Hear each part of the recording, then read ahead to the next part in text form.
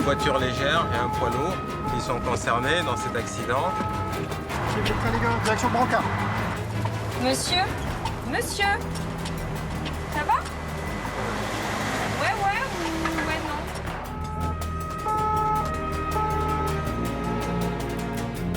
Bonjour. Bonjour bonhomme. Elle a cogné où la tête? J'ai traversé sans faire attention à ma droite et du coup la voiture elle m'a rentré dedans. Faut qu'on aille à l'hôpital, mais malheureusement c'est des accidents, ça arrive.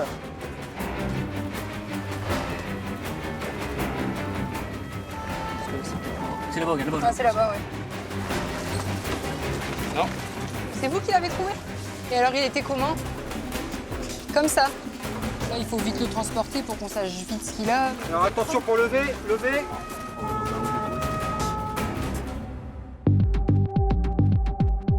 15h, hôpital de Valenciennes. Marie-Odile, médecin depuis 4 ans, est appelée sur une urgence. On part sur un monsieur de 40 ans qui est inconscient suite à une chute de vélo sur un terri. Il faisait du VTT sur un terri. Les terrils, un paysage typique du nord de la France. Ces collines artificielles sont dues à l'accumulation des déchets miniers. On en compte plus de 300 dans le département. Et ils sont devenus les terrains de jeu préférés des VTTistes. Mais parfois, ces séances de sport se terminent mal. Un accident vient justement de se produire à 20 minutes de Valenciennes. C'est là-bas, regarde là-bas. Ah, c'est là-bas, ouais. Sur un terrain difficilement accessible pour les équipes d'urgence. Voilà, plus ou moins. Bonjour, monsieur. C'est vous qui l'avez trouvé? Et alors, il était comment? Comme ça. Et il était conscient, vous, quand vous êtes arrivé? Bah Vous répondez pas? il bougeait pas et tout. Je me permets, hein. En découvrant l'homme inconscient à terre, les deux adolescents ont paniqué et ont appelé à l'aide un autre cycliste. Quand je suis arrivé, il était au même emplacement, il était déjà allongé. J'ai essayé de lui parler et tout ça, il respirait mais il m'a jamais répondu. Et puis de là, j'ai fait appel aux pompiers, quoi. Est-ce que vous pouvez me donner la date d'aujourd'hui? Quel mois et quelle année? L'homme ne portait pas de casque et sa perte de conscience inquiète Marie-Odile. Cela pourrait être le signe d'un grave traumatisme crânien et d'une hémorragie cérébrale. On est en novembre? Là, on est en novembre. Fais attention, vas-y. Il est asymétrique. Hein. On est en fait au mois de juillet et un autre détail préoccupe le médecin. Les pupilles ne sont pas du tout symétriques. Ça veut dire qu'il se passe quelque chose, probablement il y a un saignement cérébral. Mais du coup, il faut qu'on protège son cerveau, donc on va devoir l'endormir. Je prépare de quoi l'endormir juste avant de l'intuber. Marie-Odile plonge le patient dans un coma artificiel et l'intube pour protéger son cerveau et ses voies respiratoires. L'hypno, on va faire 10-10, écoute. Là, il faut vite le transporter pour qu'on sache vite ce qu'il a, puisque s'il y a vraiment un gros saignement, il faut qu'il aille vite sur la table d'opération. Alors attention pour lever. Chaque seconde compte. Si un hématome comprime le cerveau, le cycliste doit être opéré en urgence.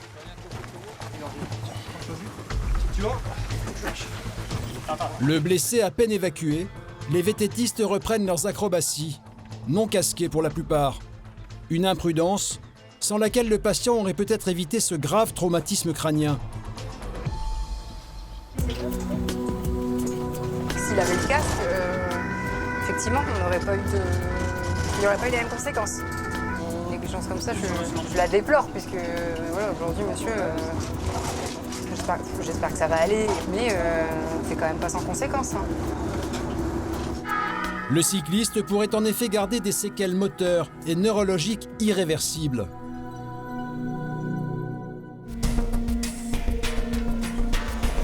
Aux urgences de l'hôpital, il est immédiatement passé au body scanner. Un examen capable de détecter la moindre lésion. Et les résultats ne sont pas très bons.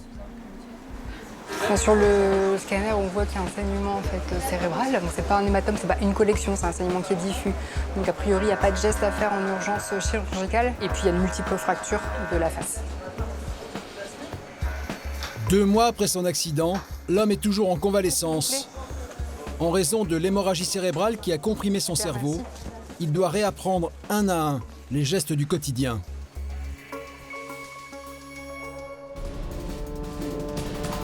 Des interventions comme celle-ci, le SMUR de Valenciennes en réalise en moyenne 450 par mois.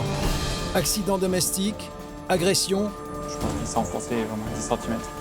Comme partout en France, les médecins doivent faire face à toutes sortes de situations. Et la plupart sont spécifiques à leur région.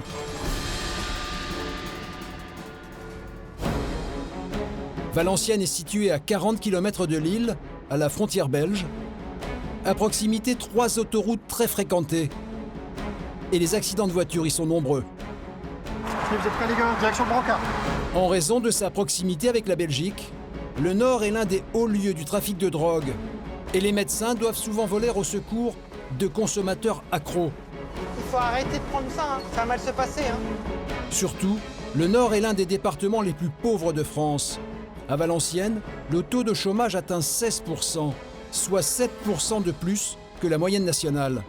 Alors les urgentistes sont habitués à gérer des situations sociales compliquées.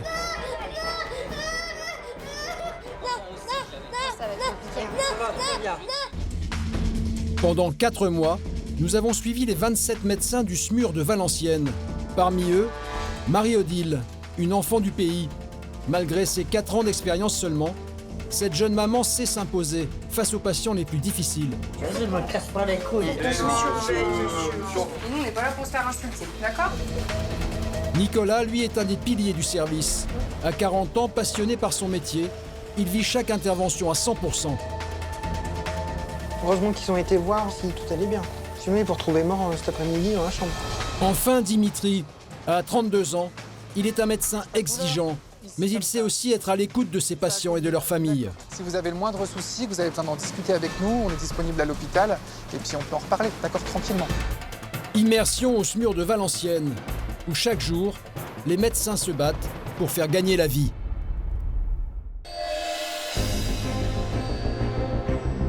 Il est 10 h au centre hospitalier. Nicolas vient d'être appelé sur une urgence, et pas n'importe laquelle, une urgence vitale. Donc là, on part sur une intoxication à l'héroïne. C'est un homme de 26 ans qui sera inconscient. L'héroïne, une drogue dure qui peut entraîner la mort.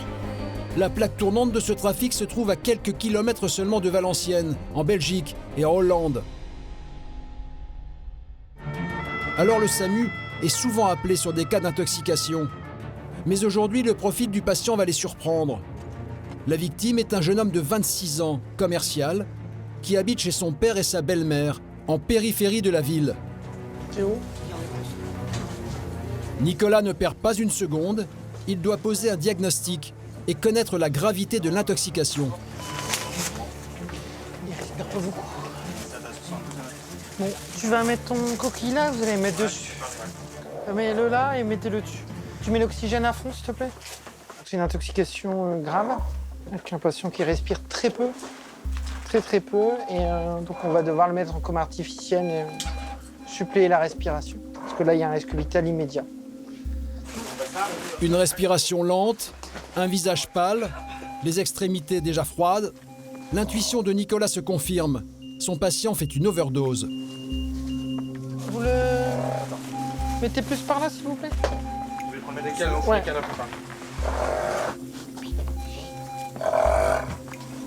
Ces ronflements sont le signe d'une détresse respiratoire. Le jeune homme inconscient a vomi et il est en train de s'étouffer. Nicolas doit l'intuber pour l'aider à respirer. Alors, appuie tout doucement. Tout doucement. Le jeune homme n'en est pas à sa première overdose. La semaine précédente, il a déjà été hospitalisé pour la même raison. Cette fois, c'est son père qui l'a découvert dans sa chambre. Il est parti se coucher à minuit. Et ce matin, j'ai voulu le réveiller parce qu'il y avait rendez-vous à la parfaite. Je le réveiller. Pour le moment, le jeune homme est stabilisé, ses voies respiratoires sont dégagées, mais il est toujours inconscient. Nicolas veut le conduire rapidement aux urgences pour des examens complémentaires. Donc maintenant, il est protégé, il est hors de danger. Maintenant, on va aller en réanimation, il passera quelques jours, le temps d'éliminer l'héroïne, puis de petit à petit, qu'il respire de lui-même. Alors que les pompiers installent le jeune homme dans le camion, Nicolas explique sans détour la situation à son père et à sa belle-mère. Il fallait vraiment qu'on arrive. Heureusement qu'il y avait enregistré. Parce qu'en fait, sa respiration était tellement faible qu'à un moment, ça allait mal se passer. Ouais. Donc là, il est hors de danger. Mais bon, va falloir voir cette histoire de... Parce que ça va mal se passer. Hein. Ça fait 2 fois là en... Mais il avait promis, il a dit non. Ouais, je sais bien, mais il faut qu'il se fasse aider. Vous savez, ça vous verrez avec lui, mais vous savez, c'est une maladie comme une autre. Faut qu'il se fasse, faut qu'il y ait quelqu'un qui l'aide. Il peut pas faire ça tout seul. Et vous pouvez pas non plus. Oui, mais monsieur, c'est compliqué. Il faut qu'il soit suivi par quelqu'un. Il faut l'aider. Maintenant, on va soigner son corps, et puis après, il faudra soigner pourquoi il fait ça, sa tête. Voilà. D'accord? Merci, docteur. Donc on va aux urgences de Valenciennes. Ouais, d'accord. D'accord. Je vais leur dire sa mère. Dans le véhicule des pompiers, le jeune homme a arraché ses tubes et il fait une révélation au médecin. Ce n'est pas l'héroïne qui l'a intoxiqué, mais la méthadone, un médicament qu'il prend comme substitut. Et pourquoi t'as pris ça? Et la méthadone, ça se prend pas comme ça. Hein. On va plus passer. Bah ouais. Hein. T'as eu chaud là, mon grand. Hein. En fait, il a pris de la méthadone. Il a pris un produit qu'on utilise justement pour sevrer de l'héroïne. Et c'est la première fois qu'il en a pris. Je pense qu'il a pris ça sans savoir ce que c'était. Et il a failli en mourir. Généralement, la méthadone est prescrite par un médecin et son utilisation est très encadrée. Mais ce garçon a visiblement voulu s'auto-médicamenter au risque de perdre la vie. Donc en fait, a priori, c'est un copain qui lui a donné un cachet qu'il a pris.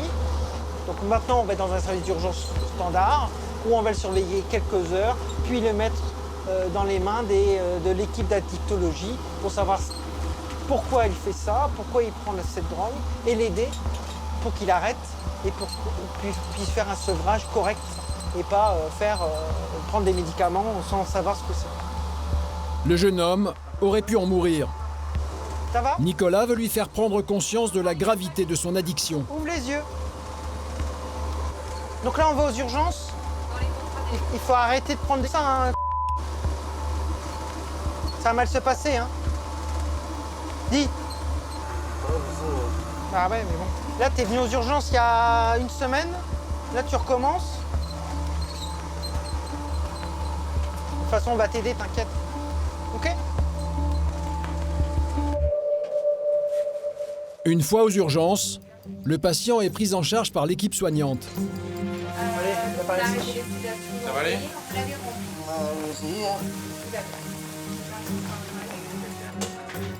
Nicolas, lui-même père de famille, est touché par ce jeune homme qui se détruit à l'héroïne. Il revient une dernière fois pour tenter de le faire réagir. Votre père, il a eu super peur. Hein. Heureusement qu'ils ont été voir dans la chambre si tout allait bien. Sinon, il faut retrouver mort cet après-midi dans la chambre. Donc, faut être clair. Ok? Tout à l'heure?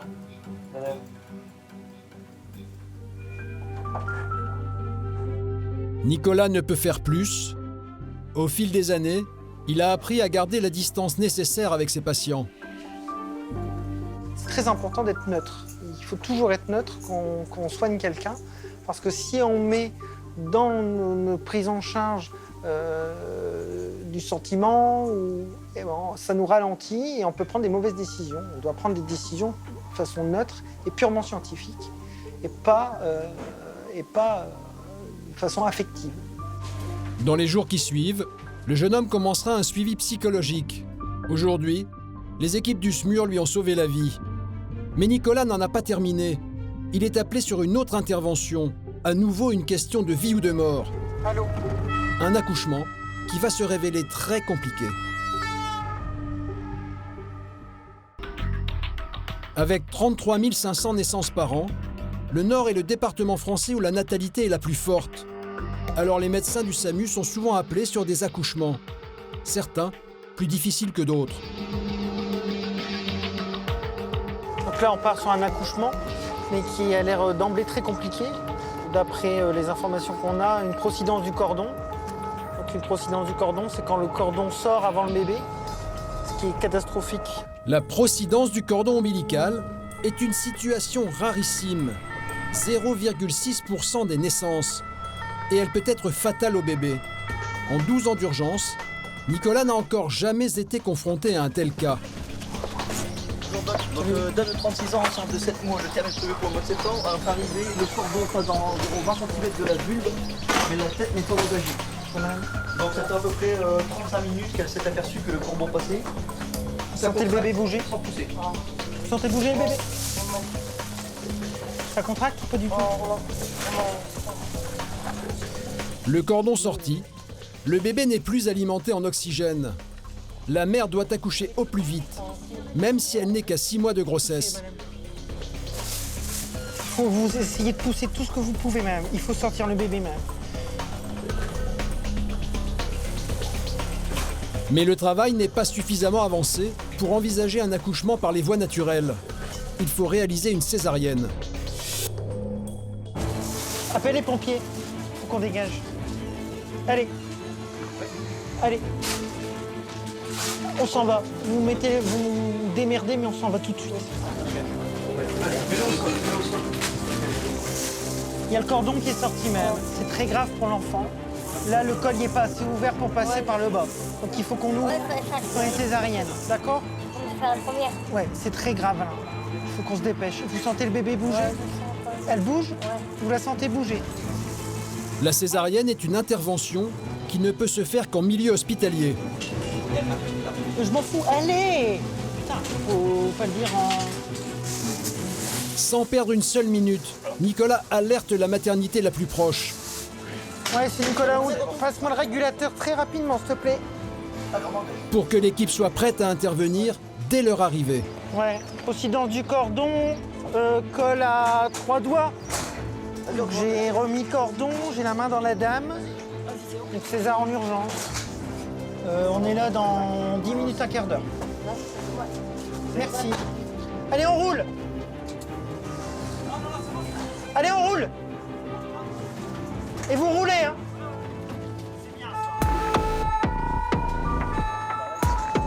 C'est bien, madame. Quand il y a une contraction, vous me le dites. Mais vous poussez pas, hein. Là, vous n'avez pas le droit. Là, vous n'avez pas le droit de pousser, hein. Faire naître le bébé à ce terme, à 6 mois de grossesse seulement, est très risqué. Mais il n'y a pas d'autre solution. J'étais aux toilettes et le cordon était parti. J'ai eu peur. J'étais en panique. Là, on va arriver, on va mettre la patiente directement dans la salle d'opération. Elle va être endormie immédiatement par l'anesthésiste et le gynéco va faire une césarienne d'urgence. Après 10 minutes de transport pied au plancher, l'ambulance arrive enfin à l'hôpital. Depuis qu'il a pris sa patiente en charge, Nicolas maintient le cordon à l'intérieur de l'utérus. 1, 2, 3. Ah putain, je suis pas spécialement souple, hein, les gars. L'équipe réalise immédiatement une échographie pour connaître l'état de santé du bébé. Madame, c'est important pour le bébé, c'est important. Allez, courage. On vous a fait mal. Allez, courage, madame. Oui, allez. Mais sur l'écran de contrôle, les premières images sont inquiétantes. Le bébé est très petit et l'équipe ne parvient pas à distinguer si son cœur bat encore.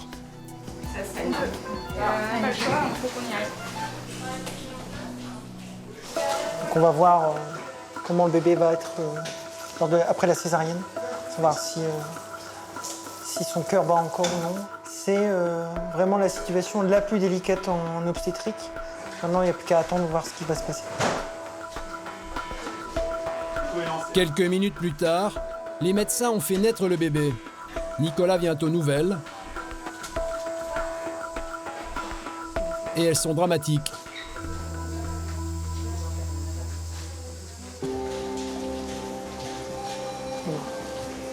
Il est noyé des anomalies. Le bébé est décédé. Enfin, il est mort in utero. Il avait des multiples anomalies a priori. Donc ça explique pourquoi l'accouchement a été compliqué. Merci, désolé. Comme souvent dans ce genre de situation, Un suivi psychologique sera proposé à la patiente pour surmonter la perte de son bébé. Pour Nicolas, lui-même père de famille, ces situations sont toujours difficiles à vivre. Forcément, c'est toujours triste de perdre un patient, puisque le bébé c'était déjà un patient.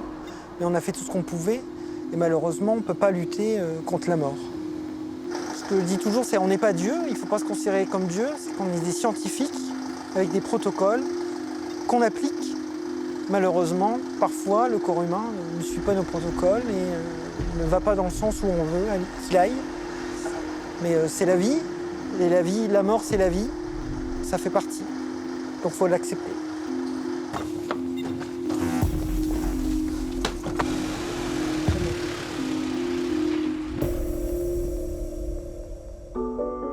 Accepter la mort, mais Nicolas, lui, se bat tous les jours pour que la vie l'emporte.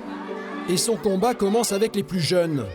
En France, seuls 29% de la population reçoit une formation aux premiers secours, contre 90% dans les pays scandinaves. Pourtant, les premières minutes sont souvent vitales pour les victimes. Alors Nicolas apprend aux plus jeunes les gestes qui sauvent. On va vous montrer des nouvelles choses pour pouvoir porter secours en cas de problème. Ces formations aux premiers secours sont dispensées dans les écoles primaires depuis 2016. Je vais mettre une main sur son front, 2 doigts sous le menton et on va basculer la tête en arrière. Tu sens son souffle sur sa joue et tu vois son thorax se soulever. Donc il respire, tu peux le mettre en PLS. Voilà. Et ensuite en appuyant. Hop là. J'ai mis un monsieur en PLS, il est inconscient mais il respire. D'accord. On t'envoie les secours, tu peux raccrocher. Des journées qui allient l'utile à l'agréable pour le médecin. Aujourd'hui, c'est une journée un peu plus de détente pour nous. Pour eux, c'est du jeu, mais ils apprennent les bons gestes immédiatement. Et quand ils seront adultes, ce sera complètement automatique de mettre en PLS, de faire le bon numéro et font plus tard les gestes sans se poser de questions. Parce que quand on est adulte, on a toujours peur de mal faire. Eux, ils n'ont pas peur de mal faire, on leur a appris, ils le font. D'imaginer que des gens puissent être secourus par les enfants qu'on a formés, c'est très valorisant pour nous. Ces enfants que Nicolas prend tant de plaisir à éduquer sont aussi parfois des victimes. Ce matin, justement, Dimitri, 31 ans, est appelé pour un jeune garçon qui s'est fait renverser par une voiture. Les enfants, on a toujours un peu plus d'appréhension que pour l'adulte. C'est une intervention qu'on fait moins fréquemment. Il y a aussi les parents qui sont à gérer, le stress des parents. Les enfants, forcément, quasiment à hauteur du pare-choc de la voiture. Donc, il faut faire attention, être systématique. Et puis, on va voir, c'est toujours la même chose, c'est un motif, il faut voir sur place. L'accident s'est déroulé à une vingtaine de kilomètres de Valenciennes. Le garçon de 13 ans a déjà été pris en charge par les pompiers. Bonjour. Bonjour bonhomme. Elle a cogné où la tête? Elle a cogné. Ça a cogné à l'arrière?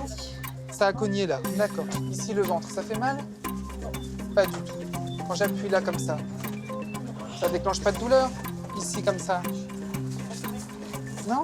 Entre 0 et 10, là t'as mal à combien? 0 c'est pas mal du tout, 10 ça fait très très mal. 6,5 c'est précis ça. C'est quoi qui te fait le plus mal alors? Là où j'ai le plus mal, je pense que ça doit être la tête. Tu peux craquer, t'as le droit. Pas de fracture au bras ni aux jambes, mais l'enfant a une plaie à la tête. Dimitri craint que ce traumatisme crânien engendre une hémorragie cérébrale. Surtout qu'en examinant la voiture, il découvre que le choc a été violent. On se dit qu'il y a quand même une cinétique qui est relativement importante. Moi, c'est 30-35 km/h. Et probablement quand même que c'est la tête qui a percuté le pare-brise et qui explique son trauma crânien. Le conducteur de la voiture est effondré, encore sous le coup de l'émotion. Il y a un bus qui est stationné en arrêt pour poser des passagers de l'autre côté.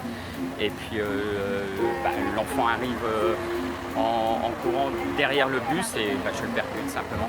Je l'ai vu vraiment au dernier moment en fait. Au dernier moment, quand il est arrivé sur mon véhicule. Ah, il m'a dit, c'est pas de votre faute, monsieur. Je fais non, c'est pas de ma faute, mais il faut que tu restes allongé. Je veux dire, dans ces moments-là, je crois qu'il y a des mots, on ne sait pas s'exprimer en fait. Bonjour, vous êtes le chauffeur? Bon, monsieur, c'est plutôt rassurant, d'accord? On va rarement aller annoncer à l'avance ce qui s'est passé. Là, pour l'instant, l'enfant, très clairement, son bilan, il est plutôt rassurant, d'accord? Je pense même pas qu'il ait quelque chose de cassé. Il faut qu'on aille à l'hôpital, mais malheureusement, c'est des accidents, ça arrive. Ok, nous, on va sur l'hôpital de Valenciennes en pédiatrie. Si vous voulez, après qu'on en rediscute calmement à l'hôpital, on est disponible. Ok? Voilà, allez, bon courage. Vous êtes avec monsieur? Bon courage, monsieur. Dans le véhicule des pompiers, la mère du jeune garçon vient d'arriver. Non. C'est pas grave, ça arrive à mon cœur. D'accord. C'est pas ta faute, ça va, stress. Je vais passer du bilan.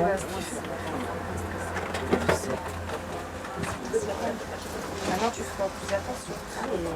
Il a descendu, il a traversé derrière le bus, même au passage piéton, mais... Oui, c'est le plus grand ballon pour son bilan. Ouais. Souvent, oui, mais bon. Il n'y a pas vu la voiture qui arrivait de l'autre sens, il n'y avait pas de visibilité. A tout de suite, on le quitte pas, ok?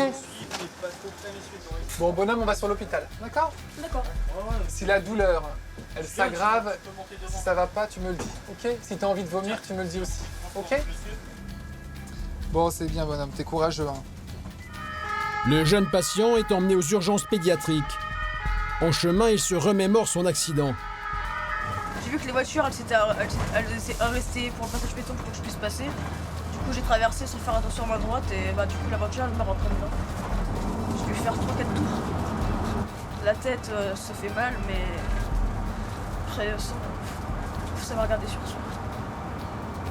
Ses souvenirs très précis rassurent Dimitri sur son état de santé. Là, il est soulagé, il est rassuré, il a vu ses parents, on a pu lui expliquer tout ça. Donc c'est plutôt rassurant. À l'hôpital, les équipes des urgences pédiatriques prennent le relais. Tes parents, ils arrivent, hein, d'accord? Doucement. Voilà, bonhomme. L'enfant est placé sous surveillance. Il sortira le lendemain de l'hôpital, sans aucune séquelle. Il a eu beaucoup de chance. Dans le Nord, en 2017, 20 piétons ont perdu la vie, renversés par un véhicule. 2 jours plus tard, la journée s'est écoulée paisiblement à Valenciennes.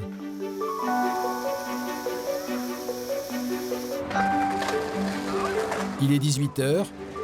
Après leur travail, les habitants rentrent tranquillement chez eux. Mais à quelques kilomètres de là, un drame vient de se jouer. Le SMUR a reçu un appel à l'aide. Ce soir-là, c'est Dimitri qui est de garde. Alors on part sur un homme de 23 ans qui a subi une agression et qui serait inconscient. L'agression a eu lieu à Aniche, une ville en périphérie de Valenciennes. En 20 minutes, l'équipe du SMUR arrive sur place. Comme pour toute agression, la police a été prévenue. Dimitri ne perd pas une seconde et prend le relais des pompiers.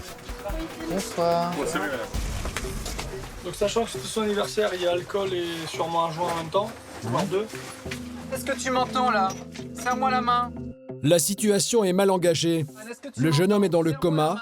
Il s'est fait agresser en bas de chez lui et a reçu un coup sur la tête. Sa petite amie a assisté à la scène depuis son balcon. Il était tout seul au début, le jeune homme, il était tout seul et il a dit tu vas voir, je vais appeler mon frère, ils sont arrivés à 10 et il y en a un qui l'a frappé, je suis descendue. J'ai pas peur. J'ai appelé la police. Donc quand on est arrivé, le jeune homme était allongé par terre, mis en PLS, donc en position latérale de sécurité par son ami. Et donc nous on est arrivé avec il y avait déjà ce saignement à l'oreille et il y avait une flaque de sang par terre. Un saignement d'oreille qui inquiète Dimitri. C'est souvent le signe d'un grave traumatisme crânien. Et il répond plus de rien, il est dans un coma. Donc à partir de là, les voies aériennes, elles ne sont pas protégées. Il peut malheureusement à tout moment inhaler. Et du coup, pour protéger les voies aériennes, on est obligé de mettre un tuyau dans la trachée avec une respiration, avec une machine pour protéger. D'un geste précis, en quelques secondes, Dimitri intube le jeune homme. Sa priorité, oxygéner au maximum son cerveau pour limiter des séquelles qui pourraient être irréversibles. Là, il dort, là, même. Il vous entend pas. Là, on a mis des médicaments pour protéger le cerveau. D'accord. Avant de partir à l'hôpital, le médecin prend le temps d'informer les proches du jeune homme qui viennent d'arriver. Écoutez, ce qui est certain, c'est qu'il a eu un traumatisme crânien, il a un trou au niveau de l'oreille, d'accord, avec un saignement, d'accord. Maintenant, ce qui se passe exactement, je ne sais pas. Pour ça, il faut aller à l'hôpital, faire un scanner rapidement et voir ce qui se passe, d'accord. Dimitri et son équipe se dirigent au plus vite vers le CHU de Valenciennes. On y va, des chocs de Valenciennes, là. Le risque, c'est que la boîte crânienne, c'est un os qui est inextensible et que si le sang s'accumule, il y a un moment donné, il y a un risque d'engagement. En fait, c'est une bascule du cerveau en arrière et un décès. Donc voilà, les facteurs, c'est essentiellement le temps et puis espérer que les lésions au niveau cérébral soient les moins graves possibles. Dans les cas de traumatisme crânien, le temps est compté. Alors Dimitri anticipe la moindre démarche administrative. 23 ans et tu peux prescrire le scan et du coup on y va directement. On arrive là, on est là. J'ai appelé le médecin des urgences, comme ça il discute déjà avec le radiologue et comme ça on arrive directement au scanner, le radiologue qui est prévenu, le scanner est prescrit et on n'a pas besoin de s'arrêter par la case déchocage. Un quart d'heure plus tard, le véhicule des pompiers arrive à l'hôpital de Valenciennes. Le jeune homme est emmené aussitôt dans la salle de scanner. Ça va. Crâne plus rachis. Tu veux le rachis cervical en totalité ou CRC2 cervical quand même. 2, 3, on y va. L'objectif des médecins est de déceler d'éventuelles fractures et surtout d'évaluer l'importance de l'hémorragie. Quelques secondes plus tard, les résultats tombent. On confirme la présence en fait de sang au niveau de la boîte crânienne, au niveau du cerveau, avec la présence d'une contusion, donc qui montre bien qu'il y a eu des coups, il y a eu une agression, et également la présence d'une fracture au niveau translabyrinthique. Des fractures du crâne et peut-être une hémorragie dite méningée. Dans un cas sur 10, cette irruption de sang se solde par un décès. Dans le cas très grave de ce patient, le neurochirurgien décidera qu'une opération serait inutile. Le jeune homme aura besoin d'une longue rééducation, une partie de ses fonctions neurologiques ayant été endommagée. Ces interventions auprès de jeunes entre la vie et la mort, Dimitri a mis du temps à s'y habituer. Aujourd'hui, après 5 ans de SMUR, il a réussi à se forger une carapace. L'échappatoire, souvent, c'est le travail en équipe, c'est le débriefing. Quand on a des interventions qui ne sont pas faciles, on essaie souvent entre nous de discuter, savoir comment on a vécu l'intervention, de se rassurer sur ce qu'on a fait, parce que c'est vrai qu'on a de temps en temps besoin d'être rassuré par les autres, et puis de se dire qu'on a fait des choses comme il fallait. Et puis c'est vrai que voilà, on aime bien, après une garde, laisser l'hôpital derrière nous. Moi, ça me permet, voilà, en vivant sur l'île, de faire mes 40 minutes de route, éventuellement de repenser une dernière fois à l'intervention. Et voilà, me forcer une fois arrivé à la maison, de ne plus repenser à ce qui s'est passé, de me dire qu'une nouvelle journée commence, et puis voilà. Au SMUR, le rythme est intense et les émotions fortes. C'est sur les plages de Bray-Dunes, sur la mer du Nord, que Dimitri évacue son stress, sa bulle d'oxygène, le kitesurf.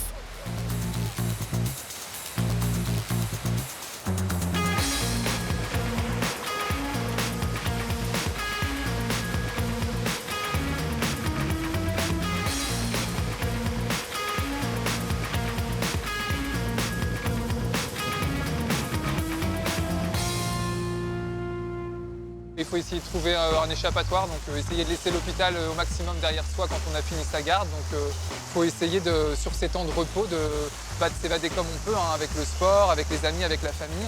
Et puis voilà, d'essayer de s'économiser au maximum pour tenir le maximum. Depuis 5 ans qu'il est urgentiste, Dimitri n'a jamais regretté un seul instant d'avoir choisi ce métier. C'est un métier qui me plaît énormément. On a la chance de faire des choses complètement différentes tous les jours, de pouvoir aller travailler le matin avec le sourire. C'est un métier qui n'est pas facile sur le rythme de travail, mais non, j'ai pas de regrets.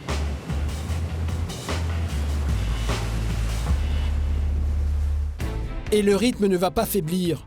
Les semaines qui suivent, les interventions s'enchaînent pour Dimitri et pour ses collègues. Une quinzaine par jour en moyenne. Crise de démence en pleine rue. Vous avez mal.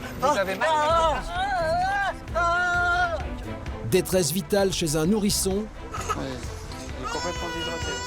Chute dans l'escalier. Prêt pour lever, Et même un enfant de 14 ans complètement ivre. Ils ont fêté la fête de fin d'année et une consommation d'alcool, de vodka. Donc c'est pour ça qu'ils titubent. 14 ans, c'est bien. Ouais.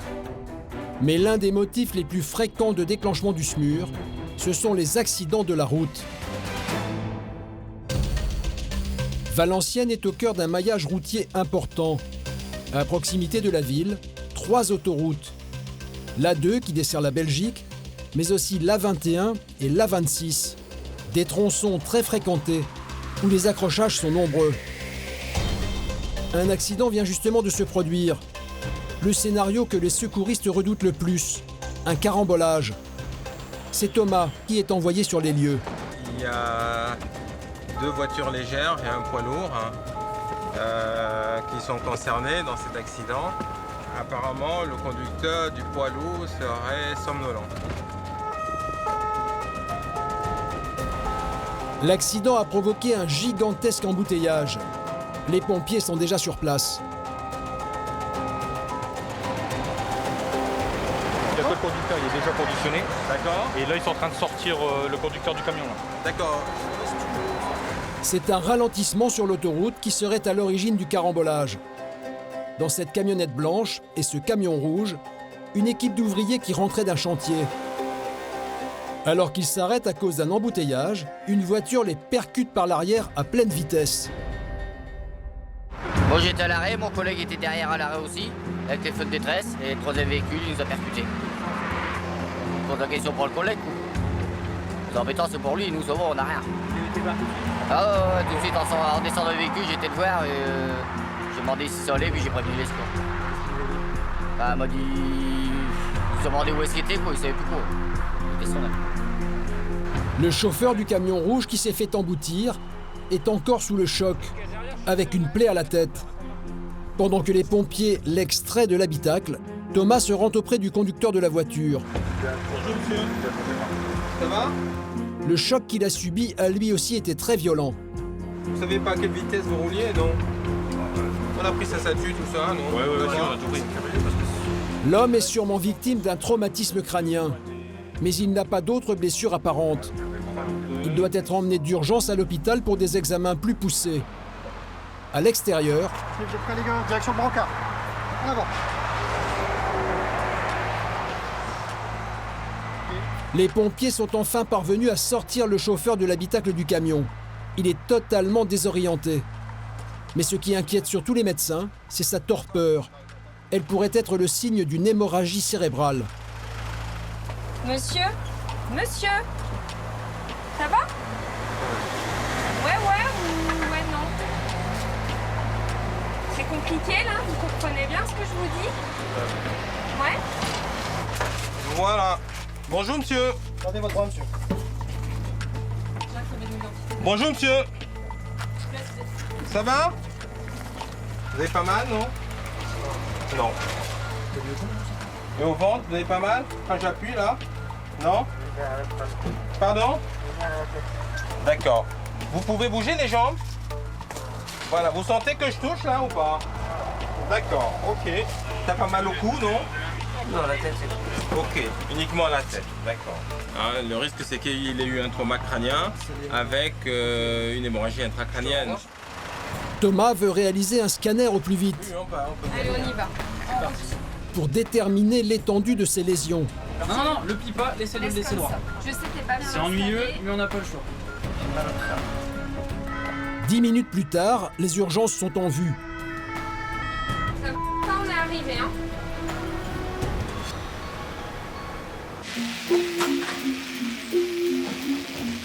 À l'hôpital, toute l'équipe est prête à accueillir les deux blessés.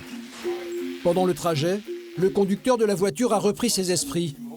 Mais ses souvenirs de l'accident restent confus. Plus aucun souvenir. Vous avez vu la voiture en sortant de véhicule? Vaguement, ça fumait. J'ai vu que c'était tout raplati devant. Mais pour le restant, non, j'ai vu qu'il y avait à l'intérieur des trucs qui pendaient, je crois. Comment vous êtes sorti du véhicule? Les gens de l'extérieur qui m'ont sorti, je crois. C'est encore assez vague à ce moment-là. L'homme s'en sort avec quelques contusions. Pour Thomas, qui a l'habitude de ce genre d'accident, c'est un miraculé. Comme c'est lui qui conduisait et qui l'a heurté quasiment une voiture en stationnement, je me suis dit il doit avoir théoriquement le plus de dégâts. Quand on voit la violence, la vitesse, la violence du choc, bon, on se dit quand même que c'est un monsieur qui a de la chance. Thomas est beaucoup plus inquiet pour le conducteur du camion qui s'est fait emboutir. Faudrait que tu arrives à rester sur le dos, s'il te plaît. À son arrivée à l'hôpital, il est toujours somnolent. Le médecin craint que le scanner ne révèle une hémorragie cérébrale. Pas d'effet de masse, Non, il n'y a pas d'œdème, c'est vraiment... Il n'y a pas d'hyperdensité. Ouais, il n'y a pas de sang. Ah, il n'y a pas de saignement post-traumatique évident. On va le suturer et s'il n'y a rien, on va le surveiller 24 heures. Et puis demain, ça sera réévalué. Bon, si ça va mieux, s'il n'a rien présenté, là, il pourra sortir. Le lendemain, le conducteur du camion se réveillera en bonne forme. Il ressortira avec quelques points de suture et une grosse frayeur. Cette fois, les 2 victimes s'en sortent bien. Mais tous n'ont pas cette chance. L'an dernier, dans le Nord, les accidents de la route ont fait 81 morts. Un chiffre, heureusement en baisse de 20% par rapport à l'année précédente. En France, une donnée de santé publique reste méconnue et souvent sous-évaluée, celle des maladies mentales. Dépression, troubles bipolaires, schizophrénie. Elle demeure au 3e rang des maladies les plus fréquentes après les cancers et les problèmes cardiovasculaires. Marie-Odile vient justement d'être appelée par la régulation du SAMU. Allô? Oui. Pour une patiente violente, agitée, qui refuse l'hospitalisation d'office. L'intervention se déroule à quelques kilomètres de l'hôpital. SAMU 59 de SMUR de Valenciennes, la de Valenciennes sur les lieux. Les pompiers sont sur place. Ils connaissent déjà bien cette patiente. Bonjour. C'est pas la première fois que vous intervenez? Pas nous, mais c'est pas la première fois. Bonjour monsieur. Bonjour madame. Vous voulez pas y aller, donc elle est restée. Hyperventilation quand je suis arrivé, des mouvements incontrôlés. Bonjour. Après une phase, voilà. Et c'est monsieur qui a appelé. Bonjour madame. La jeune femme a 22 ans. Face à ses cris, son mari est désemparé. Et elle fait ça souvent? Non, bah, des choses comme ça fait 3-4 jours. Et elle prend quoi comme traitement tous les jours? Aucun, elle a tout arrêté depuis. Ah, elle a tout arrêté. La femme, sous suivi psychiatrique, prend un traitement lourd qu'elle a arrêté sans avis médical.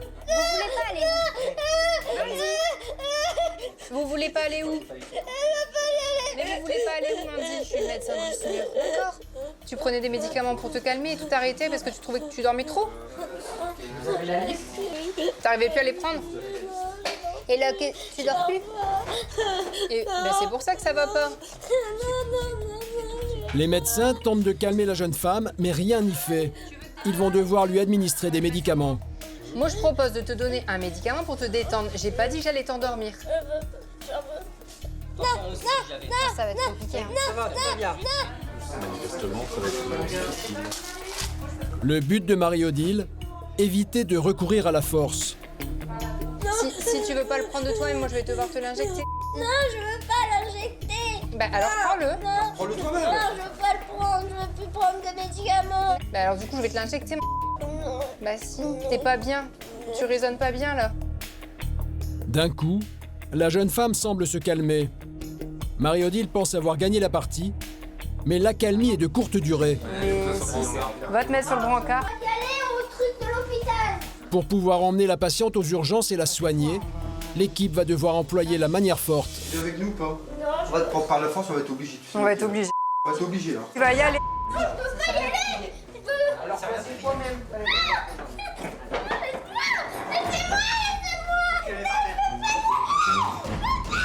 Du coup, on est obligé d'avoir recours à un médicament qui la sédate un petit peu. Quand on sent qu'il y a un danger pour la personne en fait, et pour l'entourage, malheureusement, c'est un des seuls recours qu'on a. Non, la fou, je peux pas partir avec toi, je te dis. Lâche-moi. Bon, dis doucement, gros. Quand ils sont en agitation comme ça, ils ont plus conscience de leur force.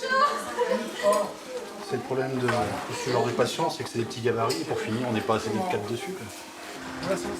La jeune femme est conduite aux urgences.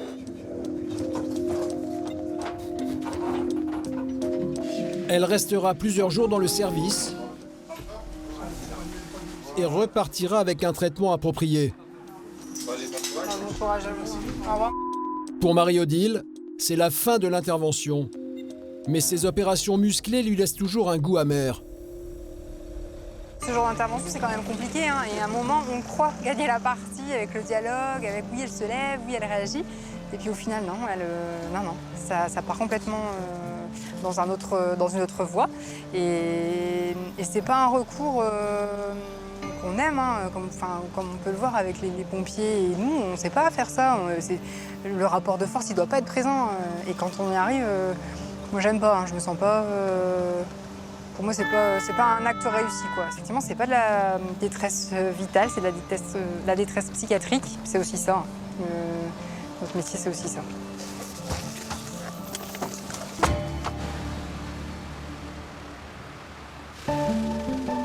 Pour prendre du recul sur les situations difficiles qu'elle rencontre au quotidien, Marie-Odile profite souvent de sa pause déjeuner pour débriefer. Et à un moment, on pense qu'on arrive à la raisonner. Moi, je lui dis, écoute, faut que tu y ailles, essaye de prendre, on va te donner des médicaments par la bouche. Et elle veut pas, on pense, hein, elle s'assoit, et puis... Elle hurle, elle fait que de hurler. Du coup, j'écoute des médicaments. Un petit moment pour partager son expérience et évacuer la pression. Le meilleur soutien psychologique, c'est nous, notre équipe. On a la chance de s'entendre bien, tous, de travailler, vivre 24 heures avec quelqu'un, on partage des choses, hein, et pas que du professionnel en fait. On partage du privé, donc on se connaît bien, on voit quand il y en a un qui vit mal la situation, on voit quand ça va pas, on voit quand ça va, on sait se le dire aussi. Hein. Et je pense que ça fait beaucoup. Hein. Mais à peine le temps de finir son dessert, Marie-Odile est déjà appelée sur une nouvelle intervention. Le genre de cas que les urgentistes redoutent, car ils font 20 000 morts par an, 6 fois plus que les accidents de la route. Ce sont les accidents domestiques. Cette fois, c'est un homme qui vient de tomber d'une échelle. On est assez bien rodé pour ce type de patient qu'on appelle le patient polytraumatisé. Et rapidement, on va savoir un petit peu avec quelques examens cliniques et la prise de constante vers quoi on s'oriente. Un patient grave, moyen ou en AVC léger.